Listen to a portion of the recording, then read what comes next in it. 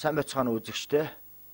Та бүгдэд би Шудраг иргэдийн фронтын тэргүүний хувьд Дархан уул аймагт болох 2008 оны сонгуульд бие даан нэр дэвшиж байгаа хүний хувьд өөрийн үгээ хүргэх гэсэн юм а. Өнөөдөр Монгол орны амьдралын байдал, өнөөдөр улс орны байдал ямар болсныг та бүгд өөрийнхөө дүгнэж байгаа. Нэг хэсэг хүмүүс өнөөдөр Монголын амьдрал сайхан боллоо. Энэ арчлын 18 жилд их юм өглөө. Дуртай хүн гадагшаа явж болж байна. Мөнгөтэй л бол мэдээж дуртай хувцас авч болж байна. Дуртай унаа тэргээ унж болж байна гэж ярьж байна. Гэтэл олон хүмүүс өнөөдөр амьдралын төвшин ядуурлын тийшээ хандж байна. Хүмүүс нийгмийн амьдралд өнөөдөр шүүмжлэлтэй хандах боллоо гэж ярьлаа. Өнөөдөр хамгийн гол нь та бидний нэг арчлын 18 жилд хүсэн хүлээсэн тэгшэрх гэдэг зүйл алга боллоо гэж ярьж байна. Шудраг юм гэж байхгүй боллоо гэж ярьж байна. Мэдээж энэ арчлын 18 жилд бид олон сайн зүйлийг мэдж чадсан. Өнөөдөр монголчуудын өмнө дэлхийн нээлттэй байгаа нь үнэ. Би өнөөдөр яаж ч ярьсан, яаж ч худлаа ярьлаа гэсэн Монгол Ардын хувьсгалт намын дээр 75 жилийн турш хийсэн сайн бүх зүйлийг Монголын энэ ардчилсан холбоо анх 90 онд байгуулагдсанаас хойш энэ 18 жилд ардчилсан намын хийж бүтээсэн ард түмэндээ өгсөн олон сайхан зүйлийг бид яаж ч яриад харуулж чадахгүй нь ойлгомжтой.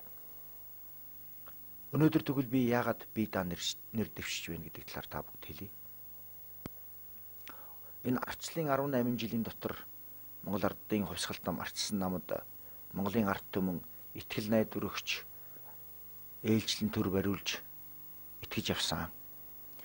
Тэр итгэлийг тодорхой хэмжээгээр энэ хоёр нам даасан ч вэ, үгүй ч байгаа. Ардчилсан нам, ардчилсан холбоо өнөөдөр бид Монголын ард түмэнд 90 оноос хойш газрын өглөө, байрны хувьчлаа, малыг нь малчдад өглөө, газрын тариачд өглөө гэж ярьж байгаа. Мэдээж энэ бол зөвхөн ардчилсан намын ганцаараа хийсэн ажил биш ээ. Энэ бол 1990 оны цагаан морин жилийн тэр ардчилсан хувьсгалаар Сүхбаатарын талбай дээр 70-80 мянган аж агсж байсан тэр зоригт монголчуудын ач хавьяа байсан. Тухайн үед Эрдэнэт, Дархан хот ховдож агсж байсан олон мянган эх орон шудраг иргэдийн гавьяа гэж би боддог.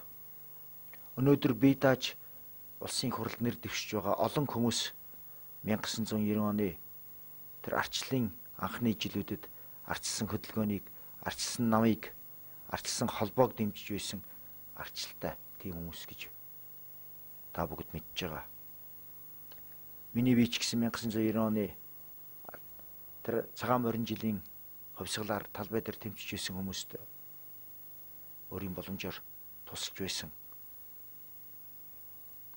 Зориг агсны ах баяраа бидэнд Германд хамт сурж байсны хувьд би арчлыг, зоригийг анхнаас нь дэмжиж өнөөдөр үнэхээр Монгол оронд энэ арчил гэдэг юм бий болох тэр зүйлд нь өөрийн чадлаар гар бие оролцож байсан л да. Дархан уул аймгийн иргэд гайхаж надаас асууж магадгүй Арслан гэдэг хүн хаанаас гээ хүндхэн гарч ирээд манай Дархан уул аймагт бие даан нэр дэвшиж байна вэ гэж. Би гээ хүндхэн оргоо хоосноос гарч ирээгүй ойлгомжтой. Сүүлийн 3 жил хагасад Сүхбаатарын талбай дээр Шудраг иргэдийн фронтынхаа хамт иргэний бусад хөдөлгөөнүүдтэй хамтран талбай дээр бид жагсаж суулт хийж, гэр барьж, майхан барьж, эсхий дээр суулт хийж, өвлийн хүйтэнд, зуны халуунд, хаврын хавсарганаар тэр намрын борооноор бид тэмцэж байсан юм а. Юуны тулд яах гэж тэмцэж байсан бэ гэвэл бид зөвхөн улсын их хурлд суугаад тэр эрхэм гишүүний нэр алдрыг аваад цалин өндөртэй болоод энэ арчлын 18 жилд олон гишүүдийн хийж байсантай адилхан луур булгаа хийгээд ард түмний өмч хөрөнгийг тэрбумаар нь итгэхийн тулд иргэний хөдөлгөөнөд 3 жилийн өмнөөс тэмцэж ирсэн гэж хэн ч хэлж чадахгүй байна. 3 жил хагасын өмнө Сүхбаатарын талбай дээр бид тэмцэж байхдаа 2008 оны сонгуулийн талаар зөвлөжгүй байсан. Тухайн үед бид Монголын нийгэмд бий болоод байсан тэр төрийн хямралын талаар, системийн хямралын талаар, Монголын ард түмэн өөрийнхөө газар шороон дээр эзэн болж чадахгүй Монголд жуулчин нэрээр орж ирсэн газаргүй болсон тариачид өнөөдөр Монголд барилгын ажил хийгээд Монголын барилгатаас илүү цалин авч байгааг бид эсэргүүцэж агсж байсан. Монголын байгалийн баялагийг гадаад дотоодын пүүс компаниудад зүгээр шухуу өгч лиценз нэрээр Монголын газар нутгийн 52% олгочод байгааг бид эсэргүүцэж жагсж байсан юм а. Түүнээс биш иргэний хөдөлгөөнүүд тэр төрийн өндөр синтетэн суугаад эрхийн бидлэгийн төлөө бид тэмцээгүй юм а. Надад хэн нэгэн хүн ятгаад гэдэг юм уу? Хэн нэгэн хүн миний ард байж байгаад намайг улс төрийн тэмцэлд оруулаагүй юм а. Өнөөдөр энэ 3 жил хагасынхаа тэмцлээс над ухрах зам гэж байхгүй. Ухрах зам гэж байхгүй. Яагаад гэвэл өнөөдөр улс төрчид нь бизнес ловер хийдэг болж жирийн ард түмэн өнөөдөр улс төрчдөг болсон байна. Тэгвэл үүнийг зогсоохын тулд би Монголын Сэхэтэн үний хувьд хуучнаар бүгд найрамд гарчсан Герман улс гэж байхад тэнд дээд мэрэгжил эзэмсний хувьд би зүгээр хараад дуугаа суугаад байж чадахгүй байна. Бид талбай дээр ярьдаг байсан. Өнөөдөр Монголын ард түмэнд амьдрах 3 боломж байна гэж. Өөрөөр хэлбэл нэгдүгээрт энэ эрхтэн дархтнуудын та бидний өмч хөрөнгийг тэрбумаар нь хувьдаа завшаад өмч өвчлөлийн 7 жилийн процессын үед ловер булхаа хийсэн. Өнөөдөр төрийн толгойд байгаа олон хүмсийн хоолны шавхрыг долоогоод сохрын газар сохор, доглонгийн газар доглон гэдэг шиг харсан чараагүй мэт сонсоогүй мэт амьдраад тэр хүмсийн гар хөл болоод амьд явах нэг юм боломж байгаа. Хоёр дахь боломж бол эх орноо үрд орхиод гэр бүлээ аваад гадаад оронд очиж цагаачлж амьдрах. Мэдээж тэр оронд очиод тэр болгон сайхан амьдрч чадахгүй нь ойлгомжтой. Ийм нэг боломж байгаа. Гурав дахь боломж бол шударга ёсны төлөө, Монголын ирээдүйн төлөө, үр хүүхдийнхаа төлөө, өөрийнхөө төлөө мөн хойч үеийнхаа төлөө, ач хүч нарынхаа төлөө тэмцэх ийм нэг боломж байгаа. Би энэ боломжийг сонгож авсан юм а. Намайг энэ боломжийг сонгож авахад хэн нэгэн хүн намайг ятгаагүй дахин хэлье. Энэ замыг би өөрөө сонгож авсан. Тийм болохоор би хинтж уурлах, гомдох зүйл над байхгүй. 3 жил хагасын турш Сүхбаатарын талбай дээр би тэмцэж байхдаа гэр барьж цагдаа нартаа гэрээ булаалахгүй гэж булаацалдж байла. Цагдаа нарт зүгээр өгөхгүй тул бид гэрийнхаа унь болгоноос гэрийнхаа хан болгоныг бид өгөхгүй гэж зууралдж байла. Би Сүхбаатарын талбай дээр тэмцэж байхдаа баруун талынхаа 11 дугаар хавиргыг цагдаа нарт хуг цохиулж байсан юм а. Бидний шилээ хаг цохиулж байла. Монголын чөлөөт ахмадын холбооны баасанг баривчлагдсан анхны өдөр иргэний хөдөлгөөнүүд Сүхбаатарын талбай дээр цуглаан хийгээд тухайлбал 2006 оны 10 дугаар сарын 26-наас 27-нд шилжих шин бид нар 11 цагийн турш Төв шуудангийн урд дах уулзурт гэр барьж замын хөдөлгөөнийг хаасан. Тэр шин жагсаалыг тарааж гэрийг хүчээр буулгахдаа намайг баривчилж явахдаа цагдаа нар зоцсны улмаас түрүүний хэмнээ хэлсэн гэмтэл учирсан. Гэтэ би үнийг ард түмэндээ тунирхаж ярьж байгаа юм шиг юм аа. Эсвэл ард түмэндээ баатар зоригтой болж ярьж байгаа юм шиг бай. Энэ бол болсон явдлыг өмнөөр нь ярьж байгаа. Өнөөдөр Монголд төрийн хүчирхийл гэдэг юм хэрэгс итэрсэн. Өнөөдөр хүчний бүх байгууллагууд төр засгийн эрх мэдлийг барьж байгаа улс төрийн хүчинд үйлчилж байна. Өнөөдөр хууль гэдэг нь Монголд үйлчлэгээ болцсон байна. Өнөөдөр бүх насаараа ажил хийсэн хүн умгар гэрээ барих, хашаа хатах газар олдохгүй байхад та бидний өмч хөрөнгийг төрийн нэрийн өмнөөс өмч өвчл гэдэг нэрээр эсвэл хуулийн цорхоо ашиглаж ловэрцэн этгээдүүд тэрбум төгрөгийн орд харшаа өнөөдөр дуртай газараа сонгоод Улаанбаатар хотод барьж байна.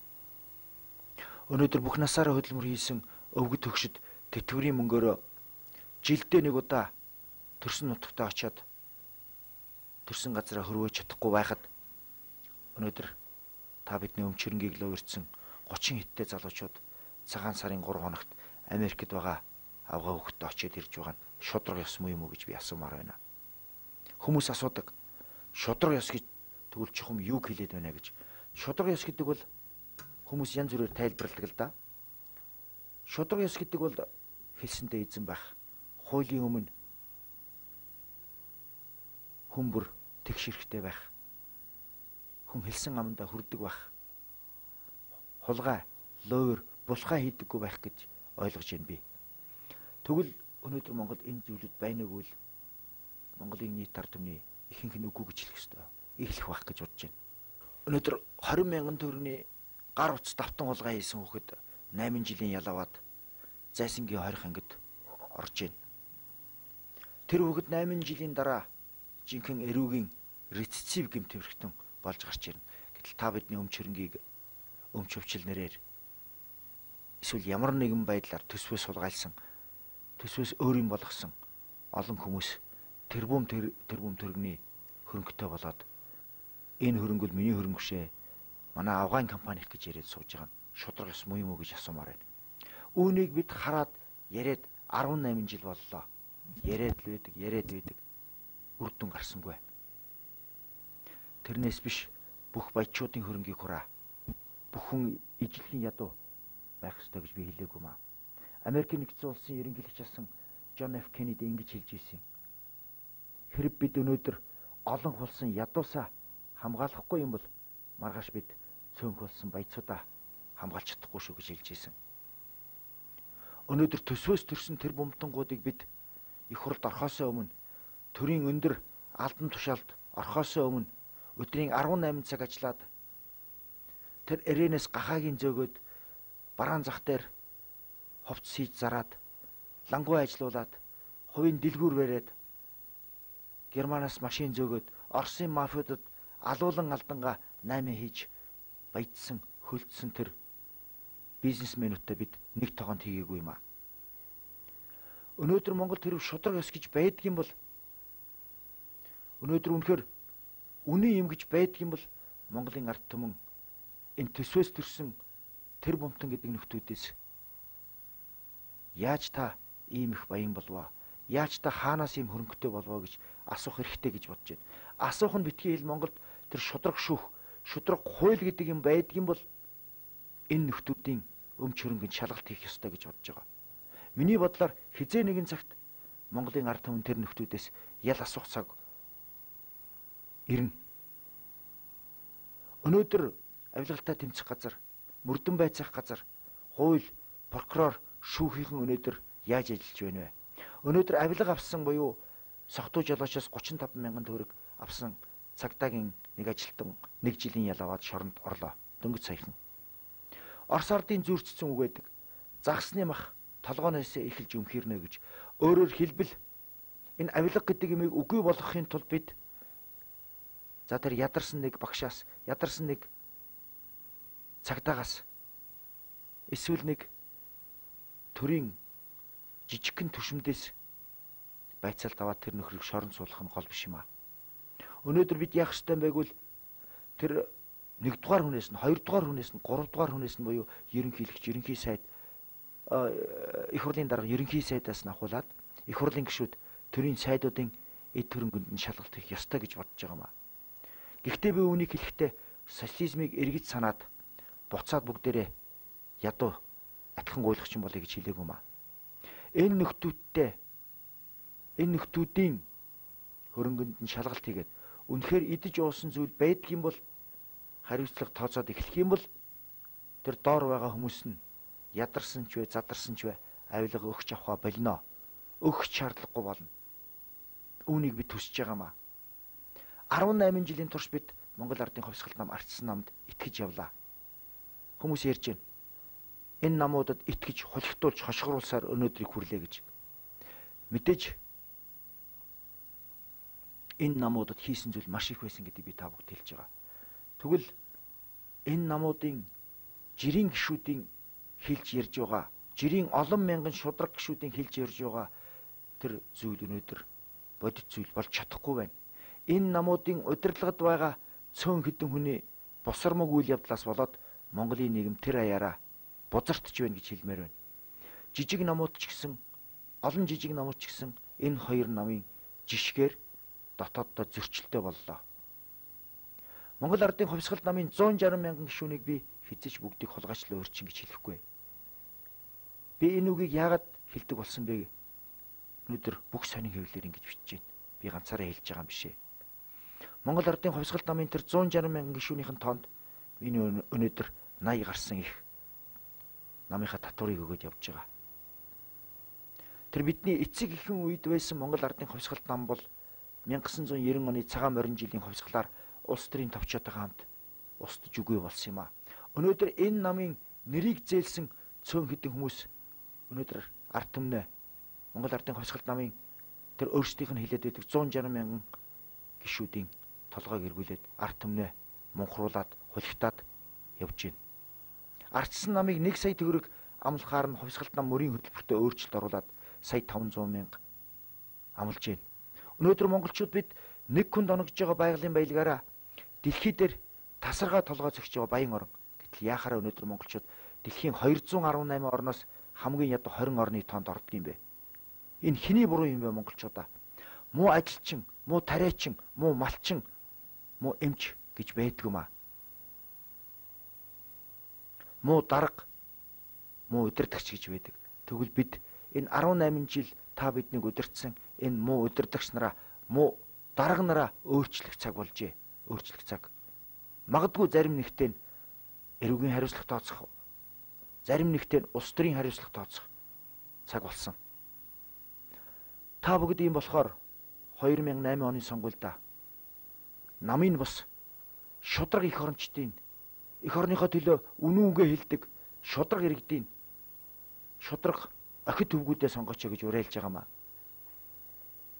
Монголын ард түмэн өнөөдөр үнэхээр үгээ хэлж байна. Энэ 18 жилд Монголд сайн юм их болсон ч сар юм нь ялгаагүй их болжээ.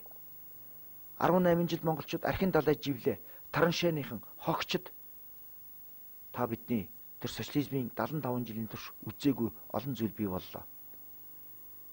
Мэдээж энэ чөлөөт ардчсан нийгэм гэж яригадаад байгаа бодит байдлаар капитализм гэдэг зүйлийг дагаад нийгэмд олон сөрөг үр дагавар гарч ирдэг. Гэхдээ үүнийг төр засаг нь янзлж байх ёстой. Өнөөдөр Монгол төр байна уугүй гэж асуухад зарим хүн гайхах байх. Хэдийгээр төр гэдэг зүйл байгаа боловч бодит байдал дээр ард түмэн тэр нь харагдахгүй байна. Монгол хэрэг төр гэдэг зүйл байсан бол өнөөдөр яагаад Монголын барилгачин хүн өдрийн 12 цаг ажиллаад 150 мянга 180 мянган төгрөгийн цалин авч байхад Монголд жуулчин нэрээр орж ирсэн газаргүй болсон тариачд барилгачин гэж ажиллаад сарын 500-600 мянган төгрөгийн цалин авч байгаа юм бэ гэж би асуумаар байна. Монгол төр гэдэг зүйл байгаа юм бол өнөөдөр яагаад Төв аймгийн Жаргалан сумын нутгийн иргэд нутгийнхаа 70%-ийг лиценз нэрээр гадаадын компаниудад алдчихад тэр гадаадын компаниудад буюу алтны хятадын алт олзуулдаг хятадын компаниуд очиод ингэж гуйж байна. Та бүгд нутгийн уугуул иргэдийг бодоод бидэнд ядаж энэ баржин уулнаас минь нэг амыг өгөөч. Бид бас алт ухаж амьдралаа дээшлүүлмээр байна гэж нөгөө цээжэд хэлдээд байдаг.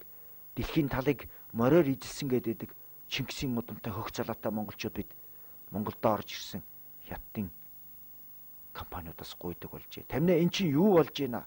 Монголд өнөөдөр төр гэдэг юм байна уугүй юу гэж асуумаар байна. Өнөөдөр үнэхээр Монгол төр гэж хэлдэг юм бол хамгийн түрүүн ард түмнийхээ амьдралыг бодох ёстой гэж бодож байна. Мэдээж хүн бүрийн сурсан, мэдсэн эрдэм, амьдралын туршлага, толгойн хэмжээ өөр болохоор өнөөдрийн энэ нийгэмд хүн бүрийн амьдрал яг ижлэх нь тэгш байх учиргүй. Тэгвэл Монгол төр гэдэг юм байдаг юм бол нийгэмд байгаа энэ ядуу хэсгээ амьдралын хүндрэлтэй байгаа тэр эмзэг бүлгээ харж явах хэрэгтэй атал өнөөдөр тэхгүй байна. Би яагаад улс төрд орваа гэвэл өнөөдөр Монголд та бидний хойч ирээдүй гэрэлт үе гэж байгаа хүүхэд залуучууд яаж амьдарч байна?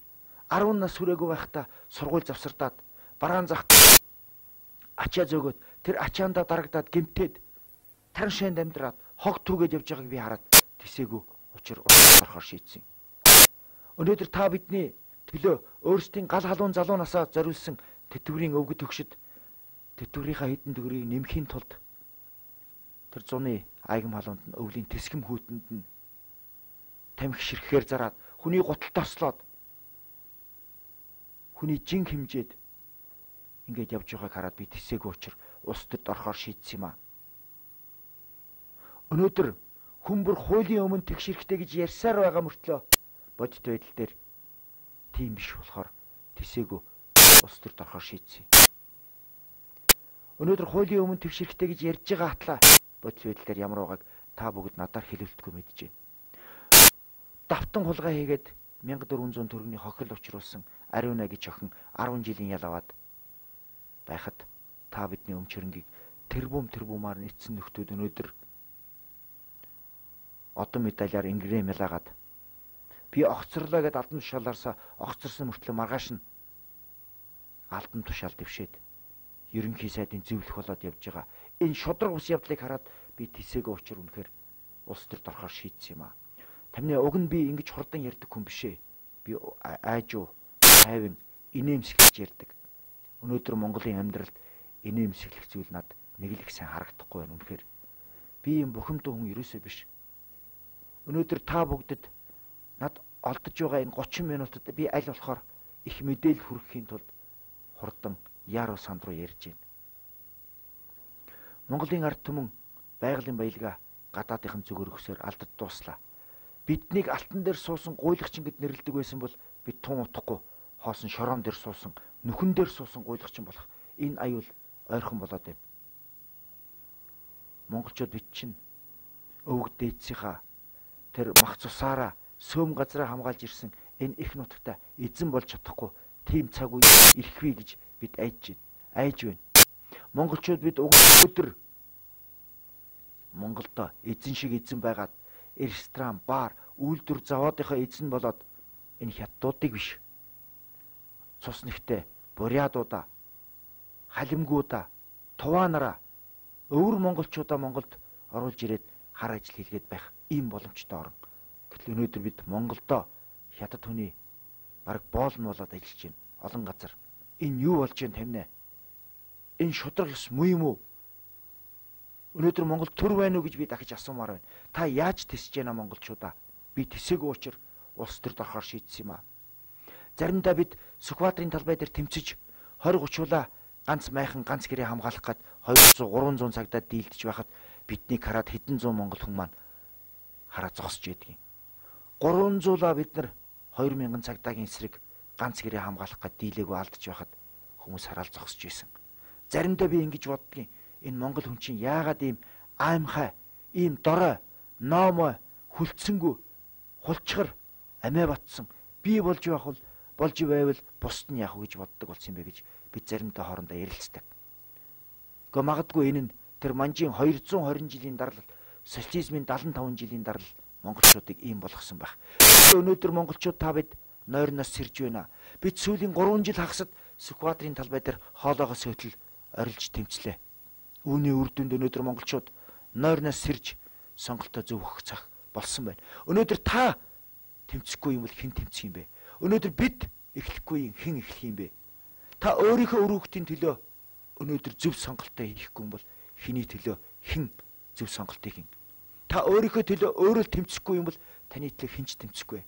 Миний энэ ярьж байгаа үг бүрийг та бүгд цааш нь хүнд дамжуулаач. Та бүгд надад үнгүй ухуулагч болооч гэж би уриалмаар байна. Би дарханчуудтай хандаад дахиад нэг үг хэлье. Энэ төсвийн мөнгийг лувирдсан ард түмний өмч хөрөнгийг завшсан энэ этгээдүүдтэй адилхан би 200-300 сая төгрөгөөр хинт чирэггүй уншихчгүй цаас хевлээгүй. Миний хевлүүлж байгаа энэ 32 нүртэй энэ товхимолд бидний 3 жил ахсын Сүхбаатарын талбай дээр тэмцэж ийсэн бодит фото зураг байгаамаа. Доороо тайлбартай. Энэ зүйлийг та бүгд цааш нь хүн болгонд яриач. Ингэж байж бид өөрийнхөө улсын хорныг аварнаа. Тэрнээс биш зөвхөн надад тус болоод намайг их хурал зогсож байгаа юм биш юм аа. Та бүгд хожино. Хүмүүс надаас асуудаг. Чи ганцаараа гараад их хуралд яаж чадахгүй штэ. Бусдын адил дагаад орно гэж. Амаа өдүүлнэ гэж. Нэгдүгээрт би ганцаараа орохгүй гэдгээ мэдэж байна. Энэ жилийн сонгуул бол Монголын ард түмний шийдвэрлэх сонгуул болно. Энэ жилийн сонгуулиар Монголын ард түмэн сэхэх үү эсвэл дахиад 15 20 жилийн турш доройтох уу гэдгийг шийдэх цаг болно. Тийм болохоор Монголын ард түмэн уужуу ухаанаараа бодоод зөв сонголтоо хийнэ гэдгийг би мэдэж байна. Өнөөдөр Монголын хүн амын 80% нь ядуу байдалтай амьдарч байна. Өөрөөр хэлбэл 10 хүний 8 хүн нь ядуу. Энэ 8 хүнээс 3 нь нэн ядуу амьдарч байна. Энэ 3 хүн өөрөөр хэлбэл 10 хүний 3 нь орой очиод үр хүүхэдтэй хилэн дээр нь юу тавих вэ? Орой гэртээ очиод би яаж 100-андаа гал хийх вэ? Хаанаас түлээ нүүрс олох вэ гэж бодож байна. 21 дугаар зуун болоод дэлхийн ертөнц хөгжиж байхад өнөөдөр Монголын хүн ам улам доройтож байгаа нь хэний буруу юм бэ гэж дахиж асуумаар байна. Та бүгд сонголтоо зөв хийх аваас олон шударга иргэд их хуралд гарнаа. Би хизээч амаа өдүүлэхгүй гэдгээ математикийн том яа шиг теорем шиг баталж чадахгүй нь ойлгомжтой. Гэхдээ намайг манай шударга иргэдийн фронтыг хинч хизээч ямар ч албан тушаал мөнгө хөрөнгөөр авч чадахгүй. Манай шударга иргэдийн фронт бол иргэний 10-аад хөдөлгөөнүүд дотроос энэ 10-аад хөдөлгөөн бол сквадрын талбай дээр сүүлийн 3 жил хагасад тэмцэл хийж байсан хөдөлгөөнүүд. Энэ хөдөлгөөнүүдийн дотроос манай хөдөлгөөн хамгийн мөнгө багтай, мөнгө муутай ядуу хөдөлгөөн. Би ухаан муутаагаас мөнгө олж чадаагүй юм шээ. Мөнгө гэдэг асуудлыг би хизээд хойш нь тавьдаг. Хүнд амьдрахад хоол итгэл хэрэгтэй мөнгө байхаас биш. Илүү цааш нь хэдэн зуун саяар нь хэдэн тэрбумаар нь цуглуулах шаардлага байхгүй. Хүн гэдэг амьтан нэг л удаа амьдрахдаа итгэхийн тулд амьдрдаг юм уу? Амьд байхын тулд өлсөж өхгүй тулд иддэг юм уу гэж би асуудаг.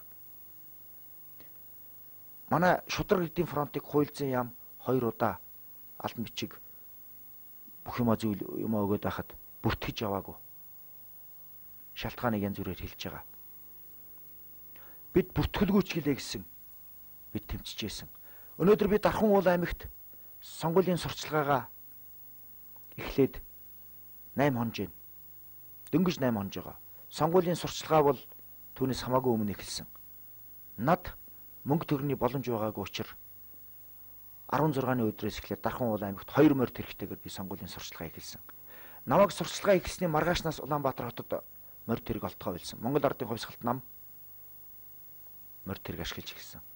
Монгол ардын хувьсгалт нам бол ийм зүйлд гарамгай гэдгийг та бүгд мэдж байгаа. Нүүрэн дээрээ дээд зэргийн сайхан 50 царай гаргана. Шударга царай гарна. Ихэмсэг сайхан дүр үзүүлнэ. Бодит байдал дээрээ худлаа ярдгийг та бүгд мэдж байгаа маа. Яагаад би морь тэргээр сурчлагаа эхэлсэн бэ гэвэл би энэ 2 том намтай адилхан 30-40 жип хөлөглөөд замын хөдөлгөөн боогоод байгаль орчныг бохирдуулаад бензин гарцдаад хий хоосон сүржигнээд шоу үзүүлэхийг хүсээгүй юм аа. Монгол хүн согтохороо бид чинь дэлхийн талыг мориор эзэлжсэн гэж цээжээд илддэг. Тэгвэл би яагаад дарханчуудын сэтгэл зүрхийг сонгогчдийнхоо сэтгэл зүрхийг 2 морь тэргээр эзэмдэж болдгүй юм бэ? Өнөөдөр дарханчууд надад итгэл найдвар төрүүлж байгаа. Нэвтрүүлэгт орох бол орсон тохиолдол бүрийн дараа над маш олон мессеж ирж байна. Надад сэтгэлийн урам хайрлж байна. Над дарханд штаб гэж байрлахгүй. Би гудамжны тэмцэгч юм. Над штабт суугаад ширээний араас хүмүүстэй утсаар яриад ярьж явах шаардлага байхгүй. Би гудамжны тэмцэгч учраас гудамжнаас хоолоогоос хөтөл Дархан уул аймагт хонгор суманд, орхон суманд, шарын голд, салхитад цагаан хоолоогоор өөрийн үгээ хэлж байна. Өнөөдөр монголчууд та бүгд үнэхээр нойрноос сэрэх цаг болжээ монголчуудаа. Ингэж байж бид энэ төрийн толгойд гарсан та биднээс мэдлэг боловсрал нимгэн олон хүн байгааг өөрчилж чаднаа.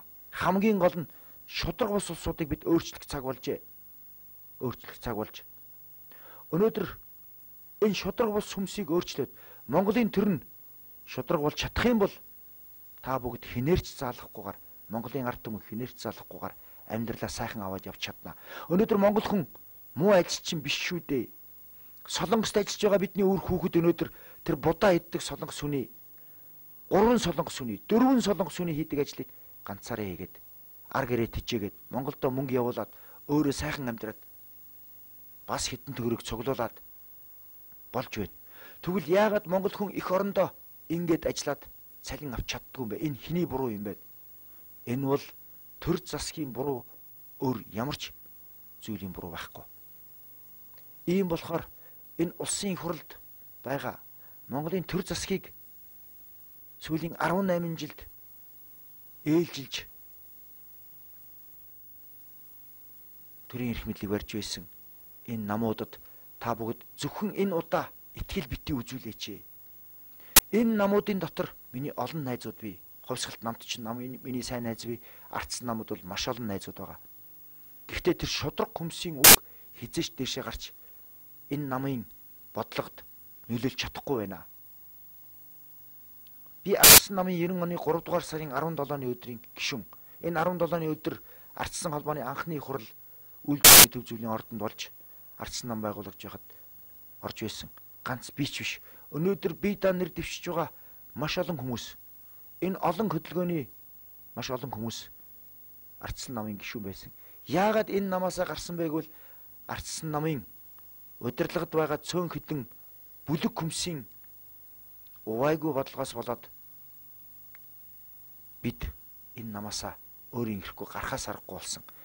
Бидний үг хизээш дээшээ гарах энэ намын бодлогод бидний үгийг, бидний үжил бодлыг, шудраг хүмсийн үжил бодлыг дээш нь гаргахаа болсон учраас бид энэ намаас гарч хөдөлгөөн байгуулж, зарим нэг нь нам байгуулж тэмцэж байгаамаа.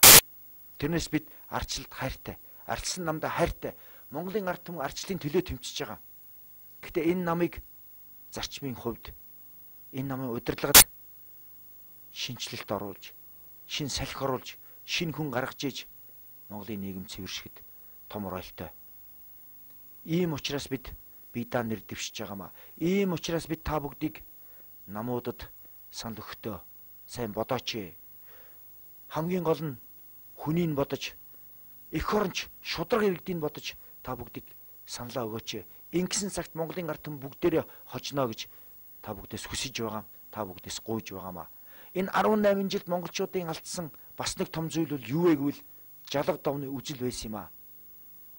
Би өөрийгөө монгол хүн 40 мянгатын хүүхэд гэж хэлэх дуртай. Тэрнээс над увсын сайн найз бий, буряд сайн найз бий, дөрүүд халах сартуулууч бий.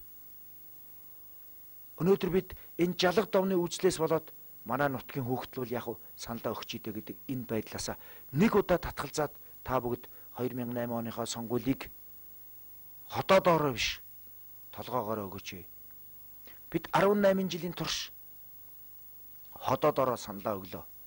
Одоо боллоо, ханлаа. Би дарханчуудад 100 мянган төгрөг амлахгүй. Би дарханчуудад шуудаа гурил өгнө гэж амлахгүй. Танаа гэрт очиж би хашаагийн чинь бодож өгөхгүй. Худгийг чинь ухаж өгөхгүй. Жорлонгийн чинь ухаж өгөхгүй. Хүүхдийн чинь солонгост явуулна гэж би таныг хулигдахгүй. Сая төгрөг өгнө гэж хошгруулахгүй. Би та бүгдэд ганцхан зүйлийг амлаж чадна. Үүнийгээ би баттай хэлж чадна. Монгол тэр шудраг ёс үнэ юм гэж байдаг юм бол түүнийг нь бий болгохын төлөө би өөрийн бүх чадлаараа хэмжээнээсээ хэтэртлээ би тэмцэх болно. Монголд үнэхээр улс төрчид нь шудраг болсон цагт та бид монголчууд яасэл, цэцэрлэг, 10 жилийн сургууль, ихтэй сургууль, эмнэлэг үйлчилгээ бүгд үнгүй байх ийм боломжтой. Үүнийг би та бүгд харин амлаж чаднаа. Үнэ юм гэж байдаг юм бол хизээ нэгэн цагт ялах болно. Би Монголын төрийг цэвэрлэх шиг цэвэрлэх энэ үйлсэд өөрийн бүхэл чадлыг зарцуулах болно. Өнөөдөр надад ухрах зам гэж байхгүй болсон.